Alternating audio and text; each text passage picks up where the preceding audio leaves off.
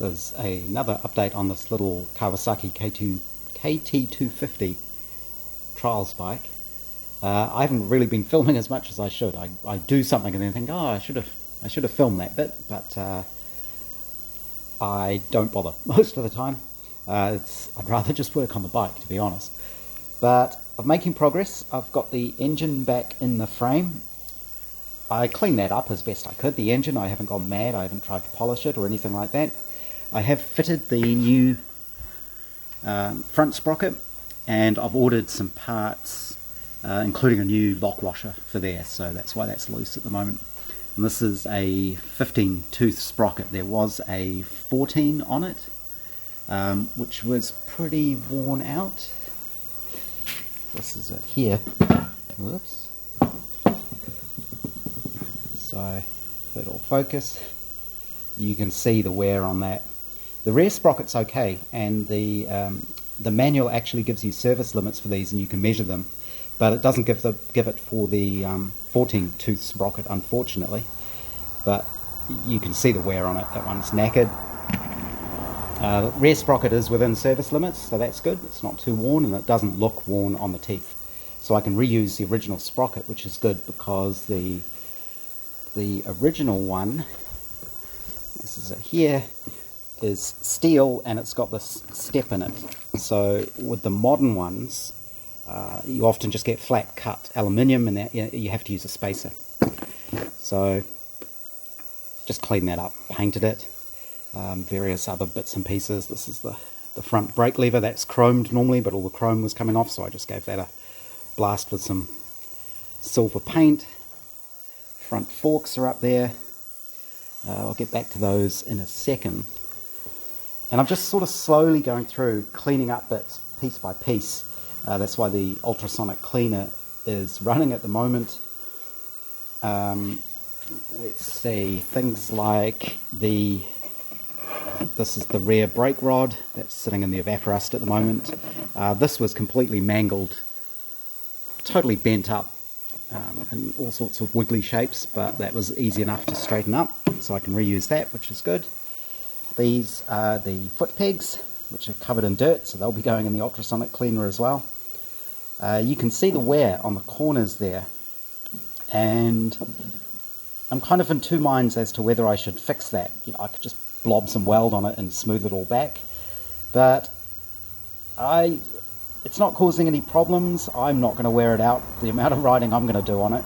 So I think I'm just going to clean these up and paint them and leave them as they are, because that's part of the story of the bike. It's an old bike, so I'm just going to leave them. This is the chain. I don't know if it's really a tensioner or just a guide. I think it's really just a guide. So this was completely covered in mud. I've scraped most of it off. Again, that'll go through the ultrasonic cleaner. Should probably strip it down actually, and then put it through, repaint some of this. I'm not sure if you can get new ones of these or not, but that guides the chain. I did, as I said, order some parts, including a whole new brake lever assembly, which isn't quite the right one for this bike, but it is a Kawasaki one, so I think that should work, because the original lever is all being bent up and dinged up. So they had it there, so I thought, oh, I'll grab that. Should be usable. It's got a new perch and things like that. What else did I order? The little strap that holds the back off the fuel tank. It's like a little rubber thing. Here it is. So that sort of hooks on the bottom of the tank, and this is sort of ripping to bits. It hasn't actually fallen apart yet. I forgot to take it off the frame when I got it blasted, and that's why it's got primer on it, paint on it, but that's in danger of tearing.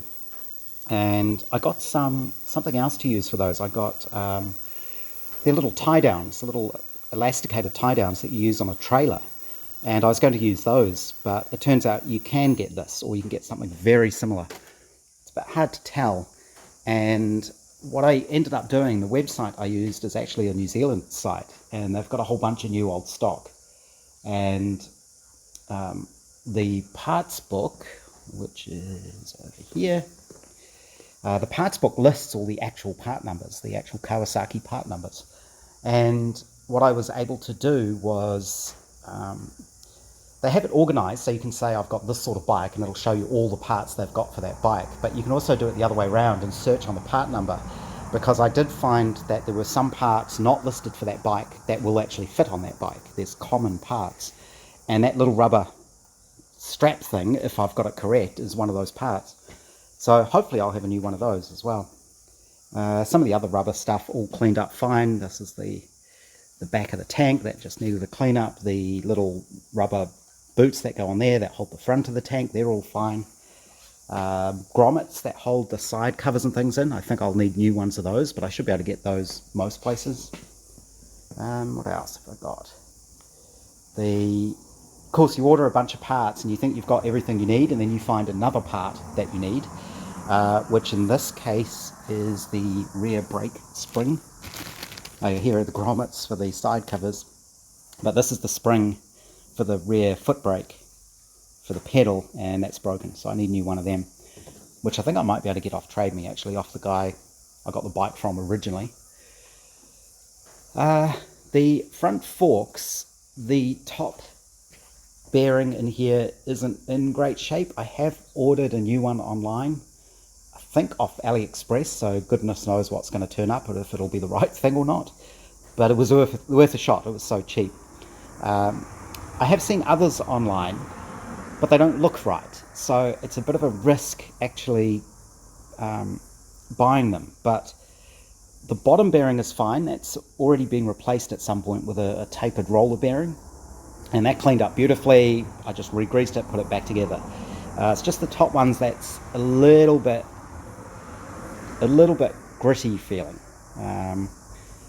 It just feels a bit sort of notchy, but this is with it just sitting there. So when you actually put some load on it, so it's pushing on the bearing, it's not so bad. So I think it'll be fine. Again, it's just a ride around the garden bike.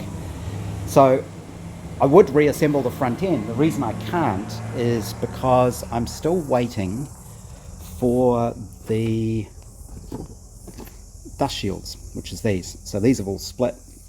This one's pretty knackered, and I need those to go on here, and I can't assemble the front forks until I've got those. So I did order some, but it's been 2 months now, and they haven't arrived. And the company that I ordered them from, I think it's Red Lizard Motorcycle Parts, I think they're based in the Isle of Man, somewhere like that. They haven't replied to emails, so I don't know if that's just some kind of scam or it's been lost or what. There are a couple of other places that sell those, so I may end up reordering them from those places, because then I can assemble the front forks. What else? It may just be that the post is taking a long time, but it's been literally 2 months now, which is an awful long time. But then saying that, my Riley parts I'm waiting for have been sitting up in Auckland now, saying import scan since the 20th of January. So maybe everything's just held up again. But yeah, I'm just going through, slowly cleaning things up bit by bit, reassembling it. The manual lists various torque settings, so like the engine mounting bolts. So I've done all of those up to the correct torque, which is why I've got my little torque wrench out. And then there's other little bits and pieces. So this is the kickstand. It's perfectly functional, but there's a ton of wear in it. I need to take it apart again and figure out if the wear is in the housings or the pin or both. But I mean, that it doesn't matter, but it annoys me. So it's the sort of thing I want to fix. So if I can, I could maybe bush this, or if it's the pin that's worn, make a new pin. There's various ways of fixing this. You could maybe braze or weld it up and then re-drill it. There's lots of different things to do. But yeah, most things I'll leave alone, because it's just kind of natural wear on the bike, unless it's actually a problem or actually broken. But that, for some reason, that annoys me. So I want to have a look at that. What else? various other parts. Like I say, I'm just slowly cleaning bits up. The brakes are all done, rebuilt. I did notice once I cleaned it up, got all the gunk off it, that this has actually been broken. This is the rear brake hub, or the rear hub, and that's been welded up, but that seems fine. The weld looks solid enough, so I'm just leaving that alone. But these have all cleaned up okay. These are my new brake shoes, Chinese brake shoes, but again, they look fine. They were ridiculously cheap, like a couple of New Zealand dollars a set, plus then postage, but it still came to about 30 New Zealand dollars. Don't know how well they're going to work, but as far as I can tell, they just look like brake shoes, so I think they'll be perfectly adequate. Things like axle shafts I've cleaned up. This is the, there's the gear lever. This is the speedometer drive. So, let me look at this. This I cleaned up, went through the ultrasonic multiple times, it came up really well. The inside of the bag's dirty, so it's got filthy again. Got all the old grease out of the inside there. That's the sort of, that basically fits into, there's notches, so we can see. So this is the front hub, and you can see the little notches, and I'm thinking that's what that fits on, and that kind of drives this, which drives the cable for the speedo. So this will all be re-greased, of course. Put that down. That'll be re-greased. There's an oil seal in there. That seems okay, although I could probably replace that. So that came up well. The problem I've got is this piece. So this is kind of the rubber dust boot again. Again, these rubber boots. That goes on the outside of it. So that kind of goes on there like that. So I haven't been able to find these. I don't think they're going to likely to be available. But what I'm going to try doing is there's a 3D printable rubber. The name of it I've completely forgotten now. I'll have to put a little caption up. EDM, something like that. It's basically flexible 3D printable material, kind of like rubber. And I'm going to have a try at printing a new one of these with that. It's easy enough for me to draw this up in CAD, so I've got the model. But I have the filament. I bought new filament, but I'm waiting for a new extruder hot end for my 3D printer, which has been sick for a little while and needs me to repair it. So once that arrives, possibly today, hopefully I can then fix the printer and I can try 3D printing a new rubber dust boot. And it just occurred to me, if I could do that, possibly I could do one of these, but because of the shape of it, it might be a little bit tricky, because of things like overhang and stuff like that. But it's possible. It's worth experimenting with if I can get the that plastic to print nicely. And got a new seat there. It's just a new reproduction seat. The headlamp and the tail lamp, that's all been painted up. That's all ready to go back on, but those obviously they're kind of some of the last things. This is the air cleaner. I want to get new nuts and bolts for these. They're just 6mm bolts. That's the new chain guard I made to replace the mangled original one. It doesn't have all the fancy pressings and things in it, but that'll work fine. This is the underneath the mudguard. This is the rear mudguard that I just sort of sprayed with the rubberized underseal stuff and then painted, just sort of acrylic white, hard-wearing paint. So that should be fine. And I'll paint the front one to match, just so that they're the same. And I did actually find my original tin of the chip seal stuff. It's probably not very good. Yeah, it's not even liquid anymore. But that's the stuff I used on the MGB. And this is what you can't get in New Zealand anymore. They just don't bring it in because nobody uses it.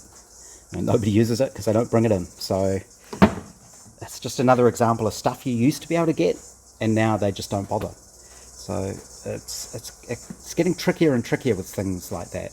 And because it's effectively a paint type product, you can't order it from overseas, they won't ship it. So that's where the bike's at. It's actually quite fun because it's much smaller than a car. Obviously, physically it's much smaller than a car, but also all the parts, once you strip it down, you know, I can easily come out after work in an evening and just clean up one thing or clean up a couple of things. So, for example, the foot pegs. These, I've been scraping all the dirt out of them, years and years of impacted dirt. They'll go through the ultrasonic cleaner, which will clean them up, and then they'll probably go through the evaporust to get any rust off them, and then I can paint them. And you end up with nice, clean, painted parts all ready to go back on. It's quite very, very satisfying and much, much faster than building a car. So, and you can fit more of them in a shed, actually. So that's where I'm at on that. It's coming along pretty nicely, I think.